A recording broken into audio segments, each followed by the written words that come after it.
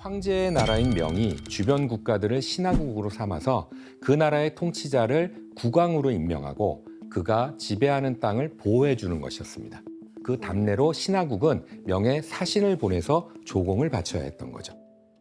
새로운 통일 왕조도 명의 황제 선덕제에게 책봉을 받으면서 왕조의 성씨인 쇼, 그리고 아름다운 옥구슬이라고 하는 뜻의 국호인 류큐를 하사받게 되는 거죠. 옥구슬. 이렇게 해서 쇼씨 왕이 다스리는 류큐국이 탄생하게 되는 겁니다.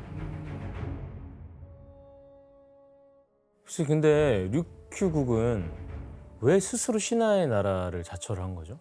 명과 책봉조공 관계로 얻을 수 있는 이 특권이 꼭 필요했던 건데요. 무엇일까요? 교역이죠. 예, 바로 교역을 할 수 있는 권리였습니다. 예, 조공을 가져가는 것보다 바치면 훨씬 더 많이 답례품을 받거든요. 어마어마하게 예, 준다면서요. 예, 그러니까 조공무역이 성사되면 류큐국은 명에 바치는 조공품보다 말씀하셨던 것처럼 2배 이상의 값나가는 답례품을 하사받았기 때문에 해야죠. 류큐국 입장에서는 명과의 교역은 이득이었던 거죠. 이득이죠.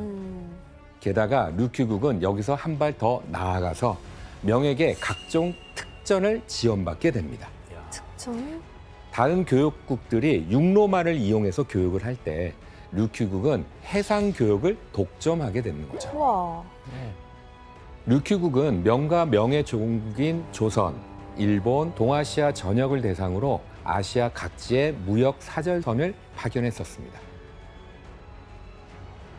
명에서는 도자기, 비단 등을 사서 일본과 동남아 국가에 팔았고요. 오. 동남아시아에서는 후추, 설탕 같은 향료 등을 사서 일본이나 명에 가져다가 이제 팔았었던 거죠. 그럼 돈을 많이 벌었겠어.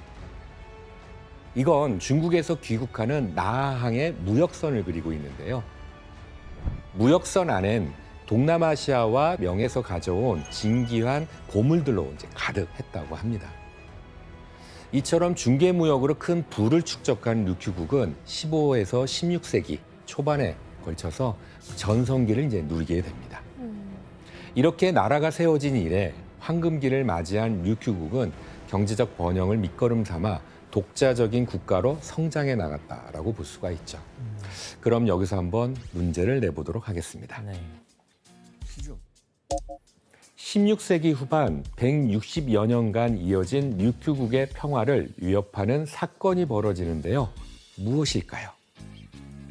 정답. 규현 씨. 대항시대 아닙니까?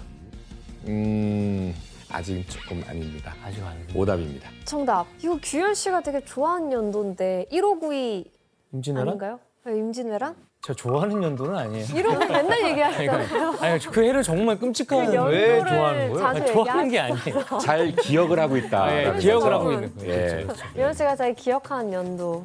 임진왜란? 예, 정답입니다. 류큐국을 위기에 빠뜨린 건 1592년 일본의 침략으로 일어난 임진왜란이었습니다. 그렇다면 왜 조선에서 일어난 전쟁이 류큐국에 영향을 미치게 된 걸까요? 그러니까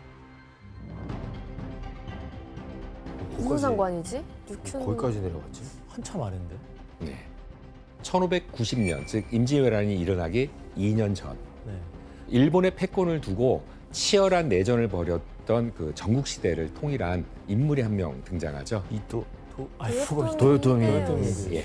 도요토미 히데요시는 강력한 군사력을 바탕으로 일본을 넘어서 대륙에 있는 명까지 야심을 뻗어 나가려고 했었죠. 이를 위해서 도요토미가 명의 관문을 여는 첫 단계로 계획한 것이 조선 침략이었습니다.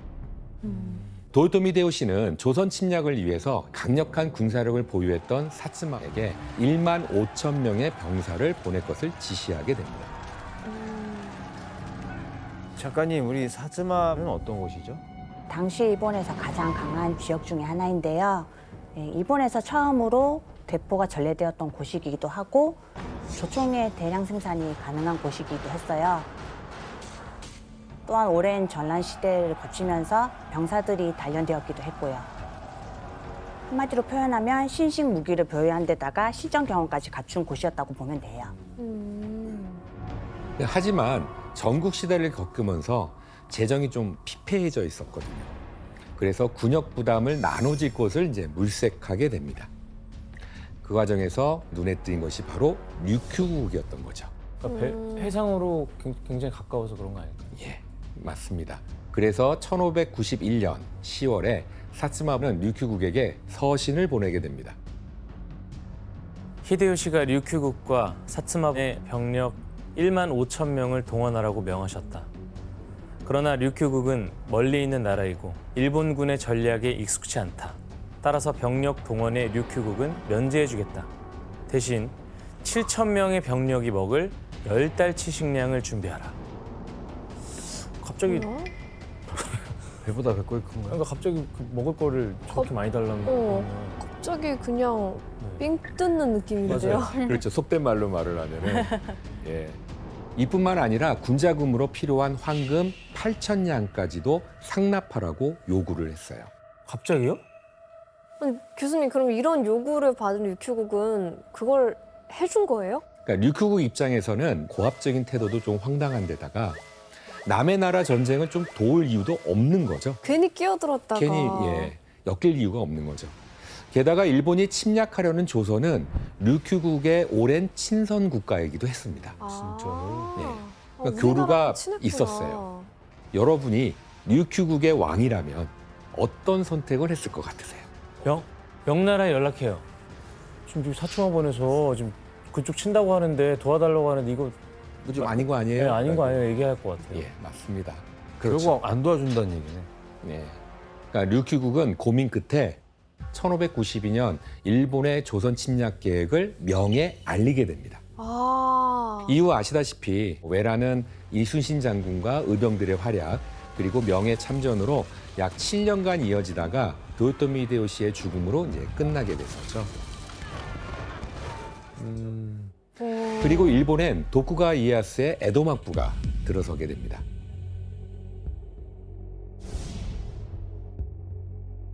도쿠가와 이에야스 막부는 명과의 관계 회복을 원했지만 명은 조선을 침략한 일본과의 교역을 끊어버렸던 거거든요. 그러자 류큐국은 명과의 교역을 재개하는 거에 좀 중재를 해달라는 요청을 일본으로부터 받게 됩니다. 과연 류큐국이 도와줬을까요? 해주면 좋지 않아요? 근데? 해주지 않을까요? 사츠마본이 그 일을 좀 잊어줬다면. 자기도 이제 뭐 이웃이고 사츠마본에 네. 자기 자국을 위해서라도 네, 그런 판단을 했었을 것 같은데 류큐국은 이번에도 도와주지 않았습니다. 단칼에? 아니 소국이 아닌데 눈치 안 보는데? 자존심이 있는데요. 예, 맞습니다. 결국 이 일로 류큐국은 일본 막부의 눈밖에 나게 되는 거죠. 그러니까. 그러자 1609년 류큐국의 무례를 명분 삼아서 3천여 명의 병사와 선박 80여 척을 보내서 류큐국을 침공하게 됩니다. 아이고, 큰일 났네. 어떡해. 아야씨, 류큐국이 왜 이렇게 쉽게 당한 거죠? 네, 류큐국도 군대와 칼, 활, 화살 같은 무기들을 갖고 있었는데, 근데 류큐국 조정이 문관들이었어요. 그래서 전쟁터에 나가서 진두지휘할 만한 인재가 부족했고, 또 전쟁한 경험이 없었어요. 너무 평화로웠구나. 네네. 그렇구나.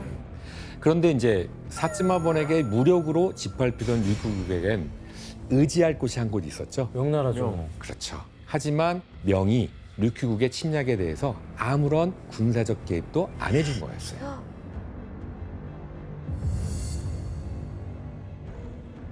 교수님 류큐국이 명의 신하국인데 왜 도와주지 않는 거예요? 예. 당시 명은 훗날 청을 건국하는 후금에게 무너질 위기에 처해져 있었고요. 그러다 보니까 류큐국으로 군사를 보낼 여유가 없었던 거죠. 자기 코가 석자였네요. 그렇죠. 되게 서운했겠다. 그런데 류큐국을 향한 사츠마본의 보복은 단순한 침공에 그치는 것이 아니었습니다. 류큐 국왕과 신하 100여 명이 사츠마본의 인질로 끌려간 거예요. 에? 그럼 여기서 문제를 내보도록 하겠습니다. 인질로 잡혀온 류큐국의 한 신하가 사츠마본의 침략에 비난을 하고 나서자 어떻게 했을까요? 너무 쉬운. 정답. 네, 규현 씨. 가마솥에 넣어서 끓여요? 오, 정답입니다. 어떻게 이런 상상을 할 수 있지? 상상을 아니 냉장고 반대를 아니, 어떻게 이런 생각을 할 수 있지? 냉장고 반대를 너무해. 와. 사람 솥에다 끓인다고요? 그러니까 사츠마번은 자신의 침략을 비난한 인물을 류큐 국왕과 신하들이 지켜보는 가운데 펄펄 끓는 기름솥에 던져 넣어버립니다. 어우 그 신하가 잔인하게 죽어가는 모습을 본 류큐 국왕과 다른 신하들은 이제 겁에 질리게 되는 거죠. 그래서 곧장 일본에 복종을 서약하고 2년 6개월 만에 풀려나서 류큐국으로 돌아오게 됩니다. 게다가 사츠마번은 류큐국의 땅을 강제로 빼앗고 심지어 류큐국은 일본의 명의하사한 보무들을 모두 빼앗기거나 막대한 세금과 공물을 바쳐야 했습니다. 이렇게 류큐국은 명가 사츠마번에게 모두 조공을 바치는 나라가 된 거죠. 그치 근데 류큐국이 일본에게 조공을 바치는 이런 관계가 되면 명과는 어떻게 되는 거죠? 두 개의 나라를 섬기는 거죠? 그렇죠. 일본은 류큐국이 명과의 관계를 똑같이 이어가면서 무역을 유지하도록 했어요. 왜죠? 너무 힘들겠네. 그거는 명과의 무역으로 류큐국의 무역 이익까지도 모두 수탈 대상이 되었기 때문입니다. 와. 그래서 류큐국이 일본의 조공국이 됐다는 사실을 명이 알게 되면 교역이 끊어질까 봐 조치를 취했는데요. 어떤 행동을 했을까요? 그래서 그 교역하러 가는 사람들의 가족들을 인질로 잡아요. 그렇지는 않았습니다. 그러니까 명의 사절단이 류큐국에 올 때마다 일본에서 파견했던 관리나 선박을 이동시켜서 자기네가 있었던 흔적을 감춰버립니다. 와. 오, 치밀하네 아주. 예. 또한 류큐인이 일본식 풍습을 따르는 것을 금지시키고 일본과는 전혀 관계없는 것처럼 보이게 했다고 합니다. 와, 심하네. 철두철미하네요, 네, 진짜. 머리가 길면 잡힐 거예요. 맞아요, 맞아요. 그렇죠. 이러한 상황은 1644년 명이 무너지고 청이 들어서서도 지속되었는데요. 그 뒤로도 류큐국은 약 200여 년이 넘게 일본에게 수탈당해야 했던 겁니다. 이야. 이렇게 류큐국은 점차 국력이 쇠퇴해지게 되는데요. 반면 일본의 상황은 어땠을까요? 일본은 서양 문명을 흡수하며 빠르게 근대 국가 체제를 수립해 나가는 그런 과정들에 있었어요.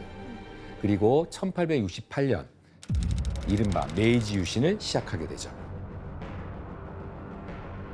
개항을 하고. 예. 일본은 메이지 유신을 통해서 사무라이 중심이었던 막부 체제를 폐지하고 천황을 중심으로 하는 근대 국가 건설을 목표로 내걸게 되었습니다. 이후 국가제도와 산업계획, 군대, 교육 같은 체제부터 옷차림과 머리 모양, 식습관까지 서양을 따라서 탈바꿈해 나가기 시작을 했던 거죠. 그리고 이 시기에 일본이 신경 쓴 게 또 하나 있었는데요. 과연 무엇이었을까요? 이 시기 때요? 예, 이거는 저희가 배웠습니다. 아, 배웠대요? 저는 안 배운 것 같아요. 예, 그때는 공연 중이셨어요. 네 맞아. 기억하셔야죠 그럼. 그건 바로 국가의 위신을 세우기 위해 영토를 확장하는 거였습니다.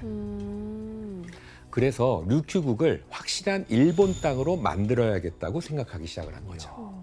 교수님, 근데 일본이 이 류큐국을 완전히 차지하기 위해서는 청나라가 좀 걸림돌이었을 것 같은데 어떻게 했어요? 네. 청은 명실상부 동아시아의 대국이었기 때문에 함부로 이제 움직이기는 좀 쉽지 않았겠죠. 그런데 때마침 일본에게 류큐국을 편입할 빌미가 되는 사건이 발생하게 됩니다. 뭐지? 1871년 태풍에 표류하다가 타이완에 도착한 류큐인들이 타이완의 원주민들에게 해적으로 간주돼서 66명 중 54명이나 살해당한 거였어요. 이에 대해서 일본은 타이완을 관할하는 청이 류큐국을 어떻게 여기는지 의중을 떠보기로 합니다.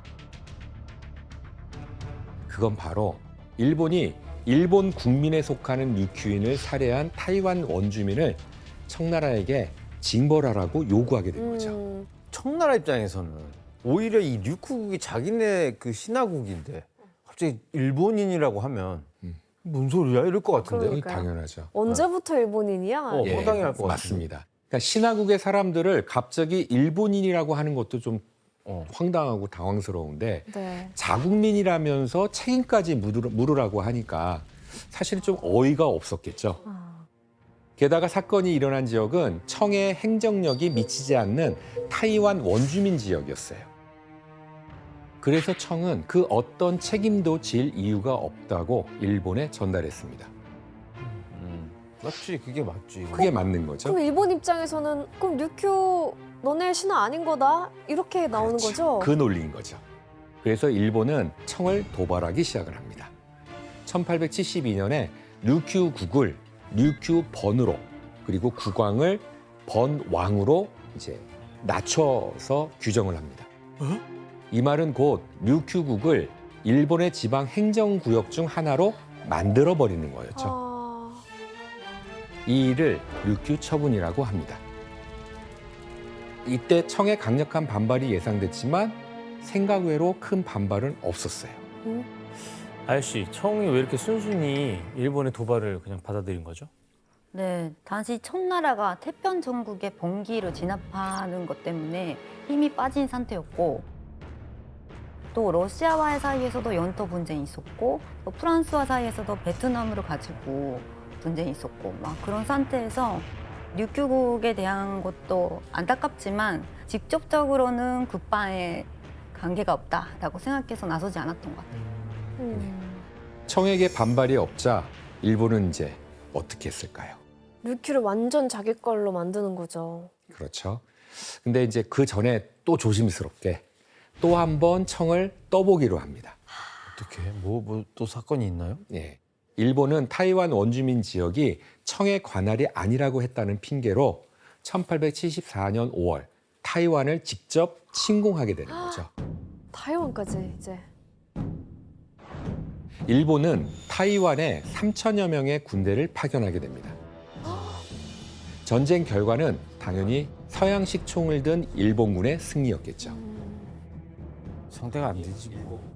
그럼 전쟁 이후 청은 류큐국에게 대해서 어떤 입장을 내놨을까요? 적당히 해. 청은 일본의 타이완 침공이 일본의 자국민 보호 조치였다고 인정할 수밖에 없게 됩니다. 이 말은 곧 류큐가 일본 영토라는 걸 청이 공인하는 것과 같았던 거죠. 암묵적으로 인정을 했구나. 예. 그러니까 청을 상대로 류큐를 일본 영토라고 인정받은 일본은 이제 류큐를 완전히 병합해서 자국 영토로 삼기로 결정을 합니다. 그래서 1875년 일본은 류큐 번에게 조항을 전달하게 되는데요. 청에 조공을 바치지 말 것. 류큐 번왕이 청으로부터 책봉을 받는 것을 금함. 메이지의 연호를 따를 것. 청의 연호를 따르지 말 것. 일본은 류큐에 군대를 둘 수 있음. 그냥 이제 오로지 일본과만 뭐 음. 교역할 수 있고 뭐 이렇게 된 거 아니야? 넌 이제 청의 신화국이 아니다. 넌 이제 우리 거야. 완전 손떼. 예. 그리고 병력을 류큐국으로 보내서 수리성을 무력 점령하기 시작합니다. 여기서 그치지 않고 류큐 국왕을 폐위시킵니다. 그리고 1879년 4월 4일 일본은 류큐국의 운명을 바꿀 포고안을 발표하게 되는데요. 류큐번을 폐하고 오키나와 현을 설치한다. 류큐란 이름 아예 없애는 건가요? 그렇죠.